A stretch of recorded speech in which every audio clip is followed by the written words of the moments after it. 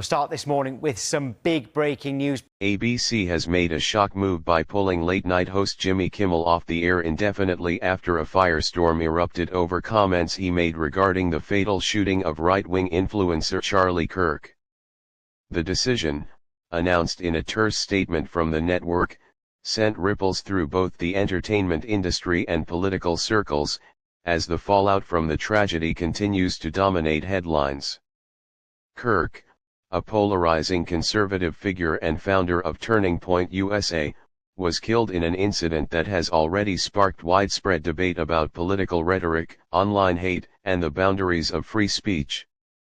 Kimmel's offhand remarks during his late-night show are now at the center of a storm that intertwines media, politics, and culture in ways that go far beyond the realm of entertainment. The controversy began when Kimmel, known for mixing comedy with sharp political commentary, made a quip during his monologue that critics said crossed the line. While Kimmel has often been outspoken about Republican figures, his attempt at humor on this particular subject struck many as deeply insensitive, given the gravity of Kirk's death. Though some of Kimmel's supporters argued that his comments were taken out of context, the backlash was immediate and intense. Hashtags calling for Kimmel's firing trend across social media platforms, and conservative media outlets seized on the moment as evidence of Hollywood's alleged disdain for right-leaning figures. ABC executives, faced with mounting pressure, opted to suspend Kimmel from his hosting duties until further notice. The network's decision underscores the delicate balancing act media companies face in an era of hyperpartisan divisions.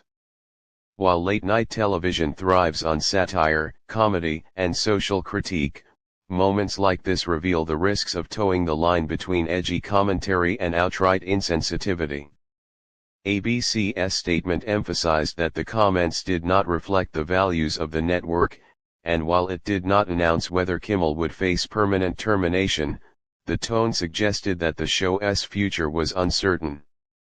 Industry insiders suggest that ABC is weighing its options carefully, mindful not only of public opinion but also of the advertisers who bankroll late-night programming.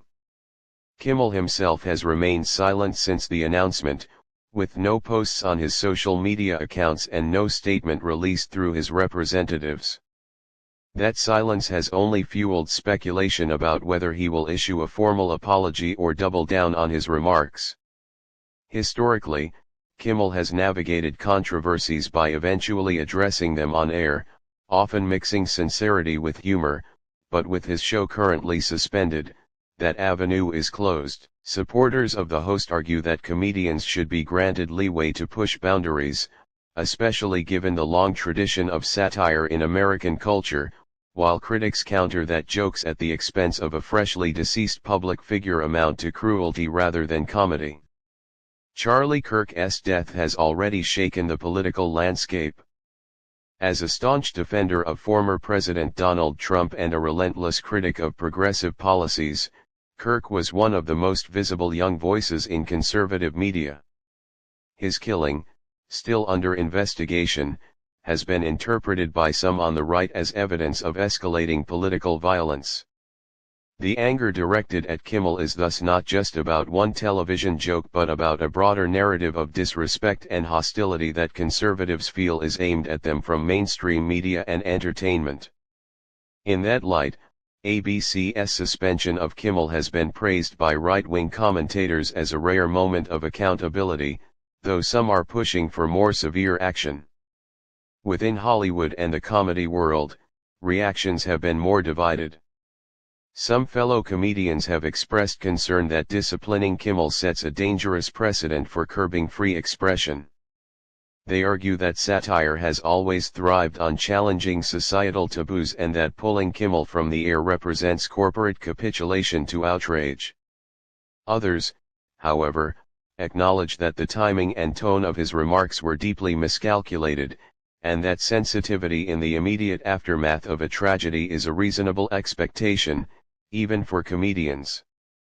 That split reflects a larger conversation in comedy about where the boundaries lie in a time when every comment can be clipped, shared, and amplified across social media.